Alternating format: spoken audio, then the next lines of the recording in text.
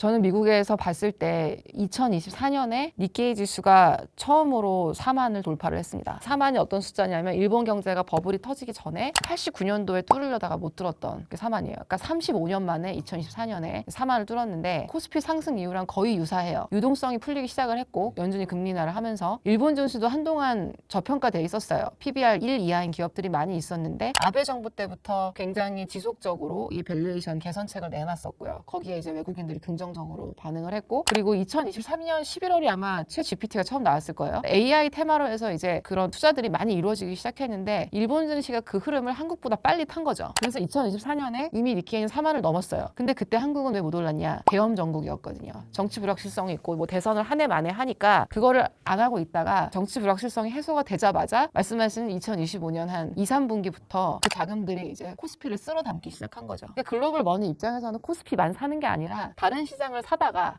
여기가 비싸졌네? 더 싼 데 없나 하면 그런 식으로 옮겨가는데 지금 아까 말씀드린 것처럼 여전히 코스피 시장은 비슷한 시장, 아시아에 있는 비슷한 시장이라고 뭐 일본, 대만 정도 아니겠어요? 수출 주도 경제에 뭐 좀 믿을 만한 자본 시장 있고 그런 나라에 비해서 코스피가 여전히 싸다. 그래서 저는 5천이 아니라 만을 얘기하고 있기 때문에 물론 그 시간 그거는 봐야죠. 제가 1년에 많이 된다는 얘기가 아니고 이렇게 생각하시면 어떨까 싶어요. 지금 5천이면 20%씩 3년 상승하면 이제 복리로 계산을 해보시면 3년 후에 7천이고 5년 후면 9,700, 800? 연 한 20%씩 앞으로 4, 5년 오를 것이냐 저는 그렇다고 보는 거죠. 왜냐하면 수치상으로도 PER, PBR 밸류에이션이 많이 낮아져 있고 결국 주식은 기업 실적이 좋아지고 밸류에이션이 개선되면 두 개가 같이 합쳐지면 오르는 건데 낮은 지금의 밸류에이션 지표에 거기에 지금 삼성전자나 하이닉스나 영업이익률 상승률을 20, 30% 이상씩 보시는데 이게 합쳐지면 연 20% 오르는 건 충분히 할 수 있다. 작년에 95%가 올랐는데 물론 언유저얼한 거긴 하지만 지금도 외국 증권사들 중에서는 2026년에 2025년만큼 코스피가 오를 거다 이렇게 생각하는 사람들도 있어요. 그리고 제가 자꾸만 이제 해외 시각을 얘기를 하는 이유는 더 잘 아시다시피 코스피는 외국인들의 매수에 따라서 그동안 많이 흔들려 왔고 그런 흐름에서 봤을 때 저는 외국인들이 매수를 계속 할 거다. 그거를 조금 확실하게 말씀을 드리는 거예요. 그리고 크게 세 가지로 볼 수 있는데 첫째는 글로벌 유동성 증가죠. 미국이 금리를 인하하고 또 재정 확대를 계속하면서 유동성이 크게 증가가 됐고요. 그 다음에 이제 이 유동성이 미국 증시는 상당히 많이 올라서 고평가 상태이기 때문에 다른 투자처를 찾다가 이 코스피가 우리가 알다시피 굉장히 저평가돼 있는 상태여서 이 저평가된 코스피에 더해진 한국 정부의 밸류업 정책, 주주가치 제고 이제 이런 부분들을 긍정적으로 본 게 있고 세 번째는 펀더멘털하게도 이 AI 시대에 한국 기업의 실적이 반도체는 물론이고 여러 산업에 걸쳐서 굉장히 좋게 나타나고 있고 앞으로도 좋을 거라는 전망. 그러니까 유동성, 저평가, 실적 개선이 세 가지가 합쳐진 결과로 볼 수 있을 것 같습니다. 그래서 말씀하신 것처럼 2025년에 주요국 주식시장 중에서 주가 상승률 1위가 코스피였죠.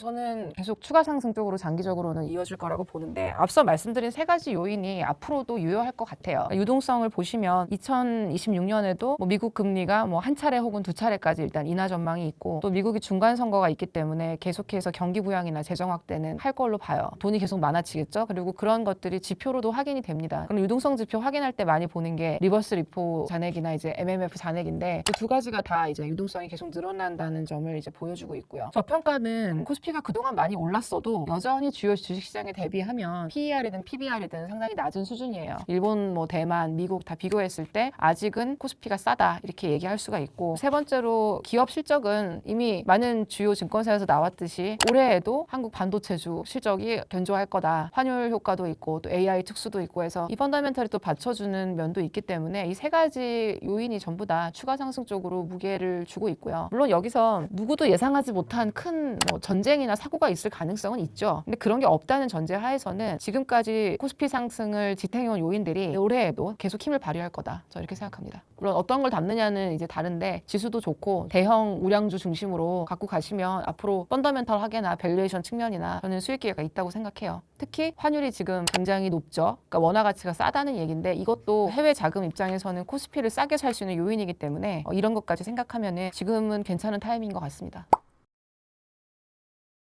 일단 저는 삼성전자나 코스피 시장 전체가 장기적으로 상승할 거라는 건 계속 믿고 있어요. 그런 생각을 해요. 그래서 들고 있는 걸 보유하는 것도 괜찮고요. 하반기에 거의 코스피 상승은 삼성전자, 하이닉스 두 개가 주도를 했죠. 그래서 요즘에 외국인들은 조금 분산을 하는 것 같아요. 삼성전자, 하이닉스를 조금씩 팔고 다른 섹터들에 관심을 좀 가지는 것 같아서 전체적인 투자 규모는 유지하시되 약간의 분산 투자를 하는 건 괜찮은 것 같아요. 근데 매도하는 건 저는 별로 추천하고 싶지 않습니다. 그 이유가 있어야 되잖아요. 예를 들어서 AI 버블 아니냐. 확실한 뷰가 있으면 매도를 하실 수도 있죠. 투자는 개인의 판단입니다. 내가 생각하기에 난 이 밸류에이션이 너무 높다. 그럼 팔면 되고 어떤 이유가 있어야 되는데 그냥 막연히 조정이 오면 사야지 그거는 약간 거의 미신에 가까워요. 빠지겠지. 저희가 주식시장뿐만 아니라 다른 시장에서도 같은 경험을 하지 않습니까? 예를 들면 부동산이라든지 우상향하는 시장에서는 이렇게 오르다가 뭐 한 이 정도 사서 빠졌을 때는 이렇게 비싸게 샀지 하겠지만 결국 이렇게 올라가 보면 거기서 거기거든요. 그래서 저는 펀더멘탈한 믿음이 있으신 분들은 그냥 별 이유 없이 조정 기다리는 건 좀 반대고 단가 관리는 중요해요. 딱 올라가는 시장에서 꼭지를 잡아서 사면 사실은 수익률에 좋지 않기 때문에 하지만 뭐 목표가가 있으면 분할 매수를 하시든 이런 식으로 해서 좀 단가 관리는 하시되 아예 안 사고 조정이 올 때까지 기다리는 건 전 솔직히 반대입니다. 그리고 삼성전자가 사실 코스피 시총의 한 30% 되지 않나요 지금? 그런 대표 대장주로서 한국에 베팅하는 외국인들이 가장 사고 싶어하는 건 삼성전자, SK하이닉스죠. 그리고 당연히 전자 자체의 실적도 환율이나 이런 효과 때문에 굉장히 좋았고요. 저희 주변에 미국 친구들도 요즘에 이제 물어보거든요. 삼성전자나 하이닉스 주식 어떻게 사냐. 근데 놀랍게도 미국에서는 그 주식을 살 수 있는 방법이 없습니다. 한국 분들은 엔비디아나 테슬라 주식 다 사실 수 있지만 미국에 사는 사람들은 삼성전자나 하이닉스 주식 못 사요. 그런 서비스를 제공하는 증권사가 없거든요. 그리고 저는 이제 장기 우상향하는 시장에 장기 분산 투자를 추천하는 사람입니다. 그래서 종목에 대한 과도한 집착과 타이밍을 맞추려는 시도, 단타 매매 이런 것들은 지양하는 게 좋겠다는 생각을 하고요. 보합장이나 이런 상승이 애매한 시장에서는 어떻게든 수익을 내기 위해서 방법이 없겠지만 코스피에 대한 제 전망을 믿으신다면 장기적으로 올라가는 시장이라고 생각하신다면 지수 투자를 적립식으로 장기적으로 하는 걸 저는 추천을 드려요. 재미는 없지만 가장 스트레스 덜 받고 가장 시간 안 쓰면서 수익 나는 방식일 겁니다. 왜냐면 투자는 저는 이걸 많이 공부를 하고 고민하는 사람이지만 삶의 목적이 돼서는 안 된다고 생각해요. 투자는 삶의 수단이고 거기서 나오는 수익으로 가족과 시간을 더 보내고 자기가 좋아하는 일을 하는 게 맞다고 생각하기 때문에 그래서 저는 ETF를 되게 좋아하고 사실 100% ETF밖에 안 해요. 저는 분산 투자는 굉장히 좋은 거예요. 투자 공부하신 분들은 다 아실 텐데 계란을 여러 바구니에 나눠 담는 것만으로도 리스크가 줄어든다. 그래서 원래 투자의 세계에는 공짜는 없거든요. 하이 리스크는 하이 리턴이고 로 리스크는 로 리턴인데 그거의 유일한 예가 분산 투자입니다. 여러 군데 나눠서만 사도 리스크 대비 리턴이 좋아져요. 그래서 ETF가 좋은 투자고 저는 지수 투자도 좋아하고 반도체도 말씀하신 것처럼 삼성전자나 하이닉스는 너무 지금 많이 오른 것 같다. 근데 제가 말씀드린 이유로 전체적인 산업에 대한 전망은 여전히 좋다. 이렇게 생각하시면 섹터 ETF가 정답이겠죠? 최근 경기는 안 좋다는 말은 저도 이제 한국에 와서 많이 들었어요. 근데 보면은 이 이유는 아마 어떤 실제 구매력이 줄어들기 때문인 것 같아요. 실제로 사람들이 물건이나 서비스를 살 수 있는 능력은 줄었는데 그 이유는 뭐 임금 상승률보다 물가가 더 많이 올라서 그런 것 같고요. 그리고 이런 느낌을 더 많이 주는 이유는 이건 한국뿐만이 아니라 글로벌한 트렌드인데 임금이 떨어지거나 안 오를 때 항상 저소득층이 더 큰 타격을 받습니다. 그래서 고소득층의 임금은 항상 더 빨리 오르고 덜 떨어지고 이제 이런 소득 양극화 때문에 최근 경기는 더 안 좋은 것 같아요. 그래서 보실 때는 나는 나의 구매력은 좋아지지 않았는데 주가만 막 오르는 이런 점이 내가 느끼는 경제랑 또 기업이 느끼는 경제가 좀 분리되어 있는 그런 느낌이실 것 같아요. 근데 그럼에도 불구하고 외국인들은 계속 주식을 사고 있고 그 주가는 계속 올릴 것이고 이제 그런 양극화도 당분간 계속되지 않을까요? 왜냐하면 지금 고용이 불안정한 나라들이 많이 있습니다. 지금 AI 때문에 신규 고용은 잘 안 하는 추세고 또 임금을 올리거나 이런 걸 단행하는 기업은 없는데 물가는 계속해서 오르고 있죠. 특히 뭐 한국은 또 원화 가치가 싸기 때문에 수입 물가도 오르고 이제 이런 문제들이 체감하는 경기가 굉장히 안 좋다고 느껴지지만 사실은 한국 기업의 경쟁력이나 AI 시대의 전망은 외부에서는 그 어느 때보다도 밝게 보고 있습니다. 그리고 그게 언젠가는 내수에서 느껴졌으면 좋겠고요. 앞으로도 저는 그럴 것 같아서 코스피 투자는 저도 지금 더 해야 되나 생각하고 있습니다. 이번에 CES 가보면 다들 AI가 우리의 삶을 바꿔놓겠구나. 그리고 우리가 사용하는 모든 디바이스에 AI가 들어가겠구나 라고 얘기들을 해요. 그러니까 어마어마한 변화가 앞으로 일어날 걸로 보고 현재가 어떤 단계인지를 설명을 드리면 챗GPT가 2023년 말에 나오고 나서 생성형 AI 얘기를 굉장히 오래 했어요. 지금까지. 그래서 그런 생성형 AI가 주는 컨텐츠를 생성하고 문제를 말로써 해결하는 말하는 AI가 어느 정도 성숙 단계에 이뤄졌다면 이제 지금은 이 AI를 어떻게 어떻게 산업에 적용시켜서 기업의 뭐 인건비 절감이나 생산성 향상, 경제적 효과로 이끌어 갈 것이냐는 질문들을 하고 있어요. 그래서 이제 이번에 CES를 가보면 정말 많은 로봇들이 뭐 산업 현장에서 공사를 한다던가 인간이 하는 집안일을 대체한다든가 하는 일들을 계속 하고 있죠. 그걸 보여주는 거예요. 이렇게 적용을 할 수가 있고 이렇게 해서 기업이 돈을 벌 수가 있다. 그래서 그런 경제적 효과를 지금 막 테스트를 하는 시기고, 거기서 나온 얘기가 아까 제가 말씀드린 앞으로 우리는 엔비디아의 젠슨항이 우리가 사용하는 모든 기기에 AI가 탑재가 될 거고 그 AI는 엔비디아의 칩을 이용해 돌아가게 될 거다. 예전에 구글이 검색 엔진을 나왔을 때 검색 엔진에서 엔드로이드 디바이스로 가는 어떤 소프트웨어 투 하드웨어의 변화였다면 지금은 반대로 엔비디아 칩, 인프라 이런 하드웨어를 통해서 거기에 이제 어떤 종류의 어플리케이션을 소프트웨어를 얹어서 그게 이제 실제로 구동하는 로봇과 기계 장치가 되는 하드웨어 투 소프트웨어의 전환이 이제 AI에 벌어지고 있고, 따라서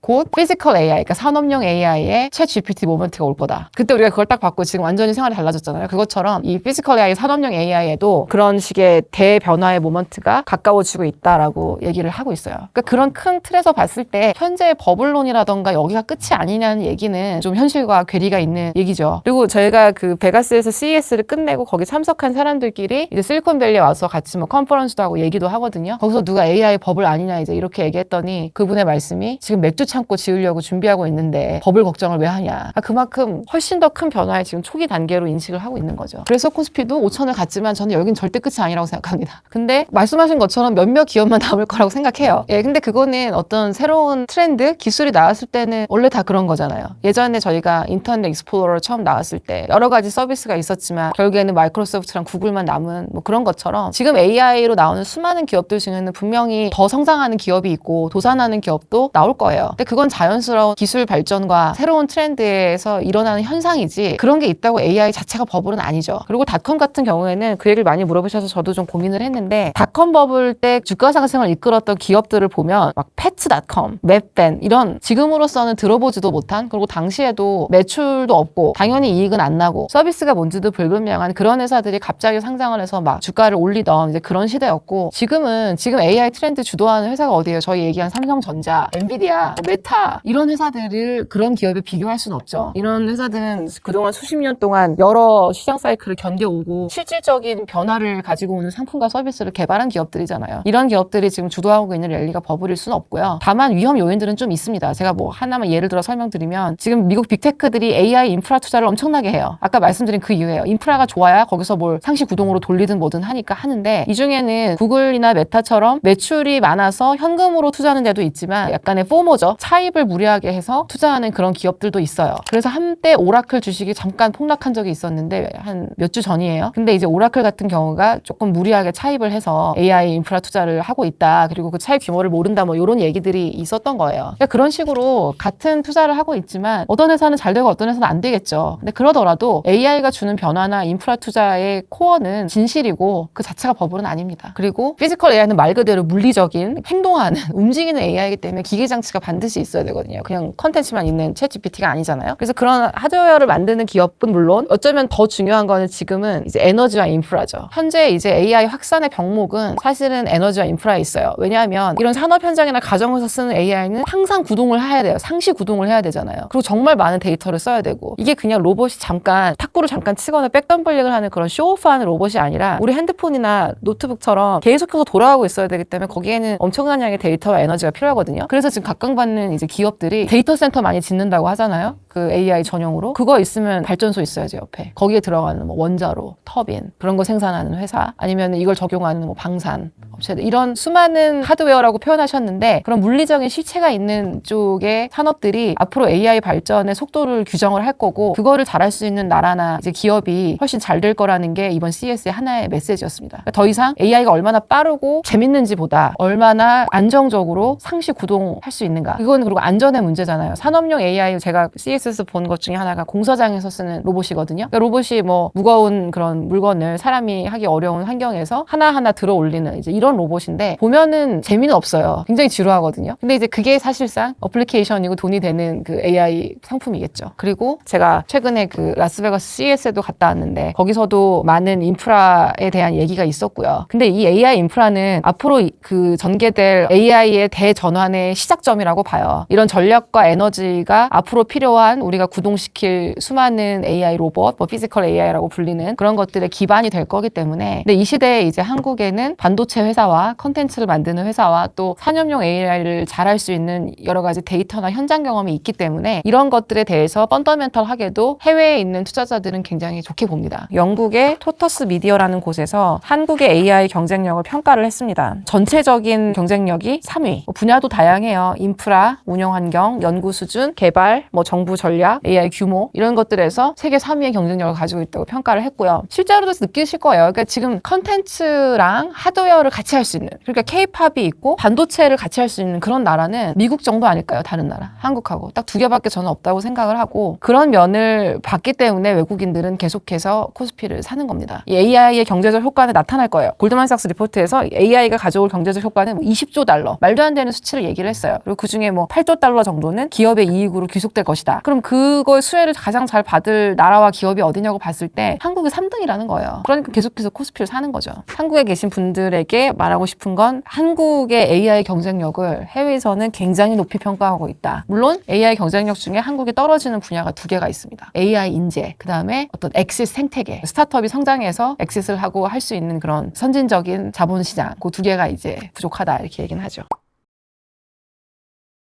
사실 실리콘밸리에 능력 있는 한국 분들이 정말 많죠. 빅테크 기업에서 주요 개발 업무를 하시는 분들 많고 당연히 그분들도 한국의 AI 발전에 대한 열정과 고민이 있으세요. 그래서 그런 기회가 있으면 한국에 가서 한번 해보고 싶다 이런 생각을 하시는데 그중에 이제 돌아오신 분들이 몇 분 계세요. 그 이유를 물어보면 좀 공통적인 부분이 있습니다. 왜 돌아오셨냐, 어떤 점이 한국에서 본인이 하고 싶으셨던 꿈을 펼치지 못한 이유라고 생각하냐 이렇게 얘기하면 조직 문화와 어떤 제약인 거죠. 그래서 제가 리스트를 보면 어떤 한국 조직에서는 이렇게 얘기를 하시더라고요. 연구 주제나 방향을 연구자보다는 경영진이 지정하게 되어 있고 그리고 리스크를 최소화하고 수익을 빨리 내야 되는 그런 문화 때문에 장기적인 프로젝트 자체를 시도하기가 너무 어렵다. 그리고 설사 시작을 하더라도 예산 승인 이런 게 너무나 복잡하고 또 GPU 같은 여러 가지 연구적인 리소스도 미국의 빅테크에 비하면 너무나 이제 부족한 거죠. 그래서 이거 실험을 빨리빨리 하고 반복적으로 시도해야 되는데 그렇게 할 수가 없었고 그리고 앞서 말씀드린 것처럼 성과가 너무 단기적으로 나와야 되니까 이런 AI 프로젝트 같은 경우에는 뭐 5년, 10년이 걸릴 수도 있는 문제인데 6개월, 1년 단위로 성과를 평가하니 중장기적 연구를 할 수가 없고 실패했을 때는 조직적으로 책임을 추궁당하기 때문에 힘들었다. 이런 얘기들을 이제 하세요. 그러니까 기술자 중심의 문화가 아직 정착이 안 돼 있고 단기적인 성과를 내는데 이제 조직이 집중을 하다 보니 그런 것들이 어렵다고 얘기를 하는데 제가 여기서 이제 좀 안타깝게 생각하는 건 미국하고 중국은 이 AI 인재 전쟁에 되게 본격적으로 뛰어들어서 실제로 미국에 있는 그 중국계 엔지니어들은 중국에 가서 잘 안 돌아오고 잘 있더라고요. 왜냐하면 제가 느끼기엔 그래요. 딥식이 나왔었잖아요. 그게 나오고 나서 약간 중국형 AI에 대한 자신감이 생긴 거예요. 이게 여기에 있는 어떤 S급 인재들은 물론 돈이나 처우도 중요하지만 내가 하고 싶은 일, 내가 이런 정도의 AI를 개발을 할 수 있나? 미국 밖에서? 이게 굉장히 커요. 거기 인프라가 될까? 거기서 그런 종류의 첨단의 서비스를 만들 수 있을까? 내가 이런 걱정을 하는데 딥식이 나온 걸 보고 뭐 그것도 물론 여러 가지 논란의 여지는 있습니다만 이게 중국에서만 만든 AI도 괜찮네. 내가 거기 가도 실리콘밸리랑 비슷한 급의 지원을 받고 비슷한 퀄리티의 성취를 이룰 수 있겠구나 라는 확신을 준 것 같아요. 물론 돈도 많이 주고 그래서 이제 가서 안 돌아옵니다. 그리고 보니까 미국 내에 있는 S급 AI 인재의 40%가 중국계라고 해요. 그래서 이제 그 사람들을 데려감으로써 저는 중국 쪽은 사실 미국에 비해 상대적으로 잘 모르는데 아마도 중국형 AI를 개발하는데 큰 공헌을 했겠죠. 그 인재들이. 저는 같은 현상이 한국에도 벌어지길 바라죠. 그래서 한국에 가도 내가 실리콘밸리에서 일하는 것만큼의 지원과 그런 환경에서 훨씬 더 나은 서비스를 내 나라를 위해서 할 수 있다는 생각이 들면 많은 인재들이 한국행을 택할 수 있다고 생각합니다. 그리고 뭐 저도 연구 직종은 아니니까 근데 제 친구들이나 후배들이 많이 일하고 있는데 그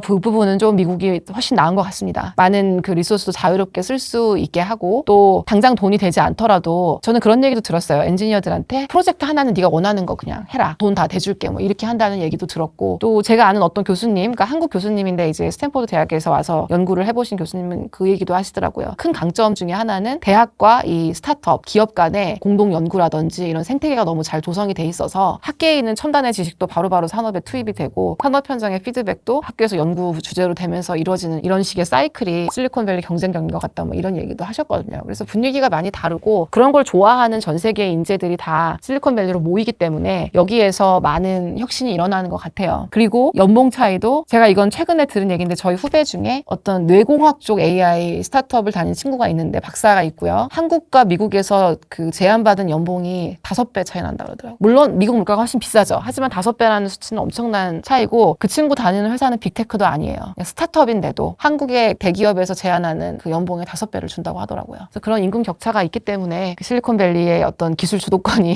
유지되는 게 아닌가. 그리고 지금 AI 시대의 문제로 언급되는 것 중에 하나가 양극화잖아요. 그러니까 한 명의 인재가 한 명의 사람이 어마어마하게 많은 일을 할 수가 있어요. AI를 이용하면. 그러니까 더 돈을 많이 벌고 똑똑한 사람들은 더 큰 능력과 힘을 가지게 되고. 근데 그런 어떤 기조에서 생각을 해보실 때 이 AI가 가져올 수 있는 어마어마한 경제적 가치를 한 명의 S급 인재한테 예를 들어 뭐 1,000억을 주면 1조의 가치를 만들어낸다고 하면 주는 거죠. 그래서 실제로 몇 천억을 주고 지금 그 인재들을 데려가는 게 사실은 실리콘밸리 문화에서는 그럴 수도 있겠다라는 건데 한국의 시각은 좀 다를 수도 있다는 생각이 듭니다. 저도 이름 생각 안 나지만 페이스북에 마크 저커버그가 한동안 어떤 인재를